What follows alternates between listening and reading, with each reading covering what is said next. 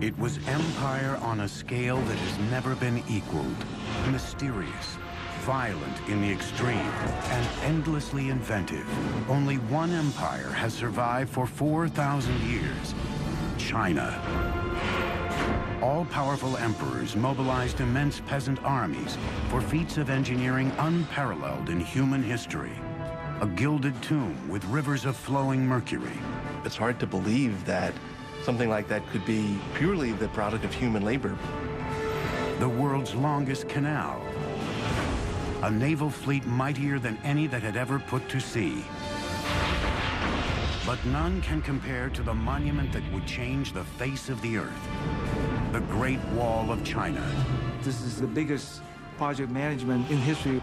And yet, dynasty after dynasty, consumed by vanity and greed, would be toppled from power when the people rose up and oppression turned to destruction.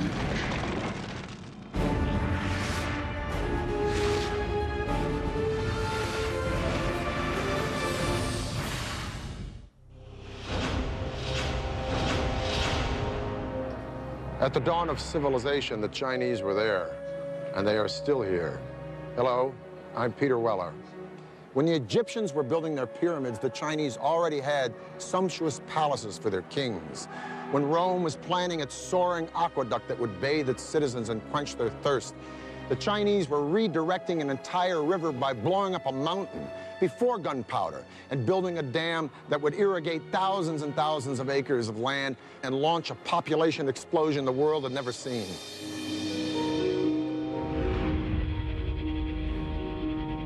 Four 4,000 years ago, Chinese civilization rose and spread across a vast area, 1/3 larger than the United States. But for centuries, China was in turmoil. Separate kingdoms battled for power and control. Conflict and combat ravaged the land.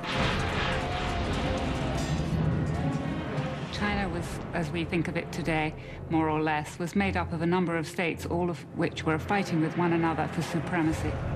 The period was called the Warring States.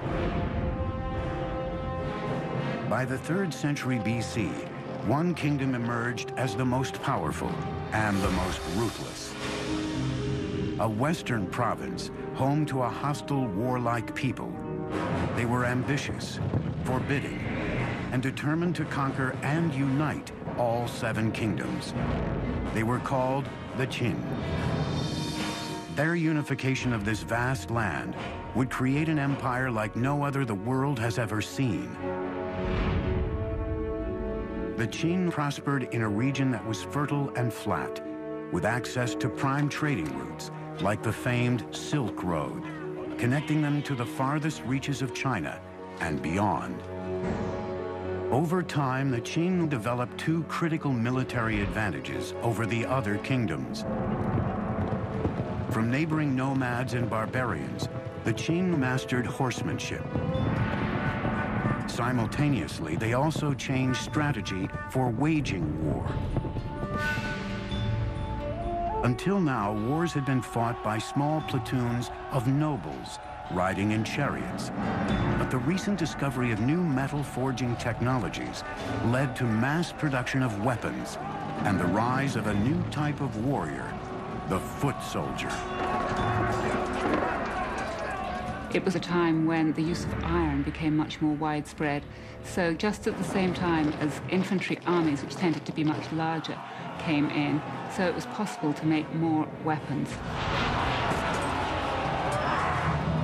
With this tactical breakthrough, the Qin launched an offensive to conquer all of China.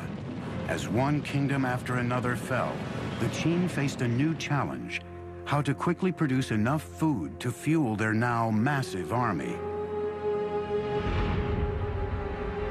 That responsibility fell to one man.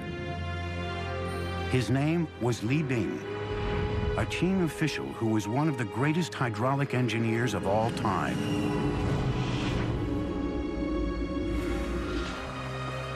Under his guidance, Chinese builders would construct a masterpiece of engineering.